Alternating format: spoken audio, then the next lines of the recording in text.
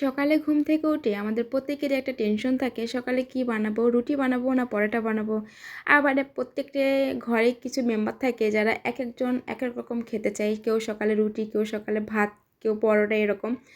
তো আমি এই টেনশন থেকে মুক্তি পাওয়ার জন্য একবার অনেকগুলো পরোটা তৈরি করে রেখে দেই, যাতে রুটি পরোটা দুটোই রাখি, যে যেটা খাবে সে সেটা খেয়ে নেবে। আমি এইভাবে 1 মাসের জন্য একবারের পরোটা তৈরি করে থাকি। এই দেখুন, যেহেতু ফ্রিজে রেখেছি, ডিপে রেখেছি, একদম শক্ত হয়ে গেছে। আর এটা কিন্তু খুব সহজে এই ছেঁকে নেওয়া যায়, কোনো রকম প্রবলেম থাকে না, বা বের করে ফ্রিজ থেকে বের করে অনেকক্ষণ রেখেও দেওয়া লাগে না।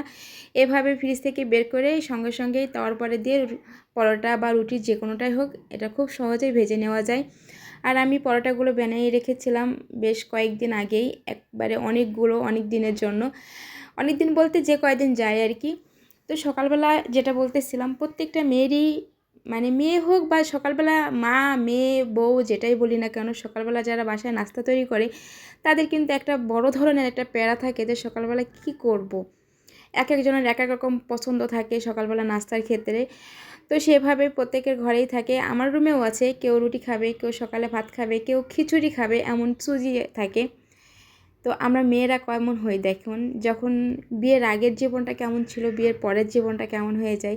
একটা সময় ছিল যে মা উঠে, ঘুম থেকে উঠে দেখতাম মা সব কিছু রেডি করে রেখেছে, তারপরও যেটা বানাইতো না সেটাই যেন খেতে ইচ্ছে হতো। যেদিন রুটি বানাতো ওই দিন মনে হতো ভাত খাবো, যেদিন ভাত রান্না করতো ওই দিন মনে হতো পরোটা খাবো, এরকম একটা চুজি ছিলাম।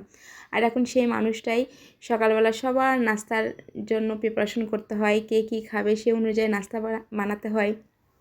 প্রত্যেকটা মেয়ে, আমরা বিয়ের আগের জীবনটা একরকম থাকে, বিয়ের পরের জীবনটা অন্যরকম থাকে। বিয়ের পরে অনেক দায়িত্ব, অনেক কিছু মাথায় নিয়ে আমাদের ঘুমাতে হয়, ঘুম থেকে উঠতেও হয় অনেক দায়িত্ব নিয়ে।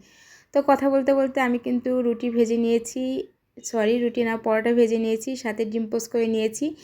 আমি আর আমার ছেলের জন্যই নাস্তাটা তৈরি করে নিচ্ছি। আর এখন আমি দুধ চা বসিয়ে দিব। আর আমি আজকে একটু অন্যরকম করে দুধ চাটা বসাচ্ছি। আগে কাপের মধ্যে দুধ আর চিনি দিয়ে দিয়েছি, আর লিকারটা আলাদা করে তৈরি করে নিচ্ছি। এভাবে আমি খুব কম বানাই, তো আজকে ভাবলাম যে একটু শর্টকাট একটা করি তাড়াতাড়ি করে। তো আমি রুটি পরোটা যেটাই বানিয়ে নেই না কেন বাসার সবার জন্য, যে যেটা খেতে চাই সেভাবেই। আর পরোটাটা ভেজে নিয়ে এই তো ছেলের সাথে বসে বসে গল্প করছি আর নাস্তাটা করে নিচ্ছি। বেশ ভালোই লাগছে ছেলের সাথে। আসলে এই খাওয়ার টাইমটা, বা ও পড়াশোনা নিয়ে ব্যস্ত থাকে, আমি ওদের সব কিছু নিয়ে ব্যস্ত থাকি, সব মিলাই কিন্তু আমাদের বসে গল্প করাটা খুব কম হয়। এই খাওয়ার সময়টা বা বিশেষ কোনো সময় আসলে একটু কথা বলা হয়, তাছাড়া ও ওর মতো ব্যস্ত থাকে। আর যেহেতু ছেলে বড় হয়ে গেছে, পড়াশোনা নিয়ে অনেক বেশি ব্যস্ত থাকে। সবাই আমার ছেলে মেয়ের জন্য দোয়া করবেন, আর যেন ভালো মানুষ হয়, ভালো একটা ভালো কিছু করতে পারে।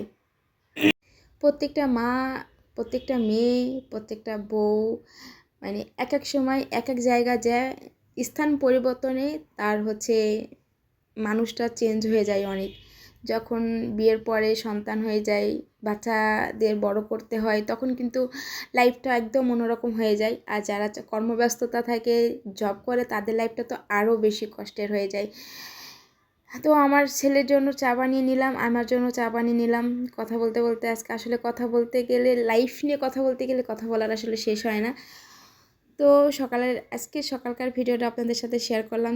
মা ছেলের নাস্তা, পরোটা, ডিম পোস্ট আর চাটা খাচ্ছি আর বসে ভাবছি যে আসলে জীবনটা কত অন্যরকম, এক একটা সময় এক এক রকম, এগুলো ভাবতে ভাবতেই চাটা শেষ করছি।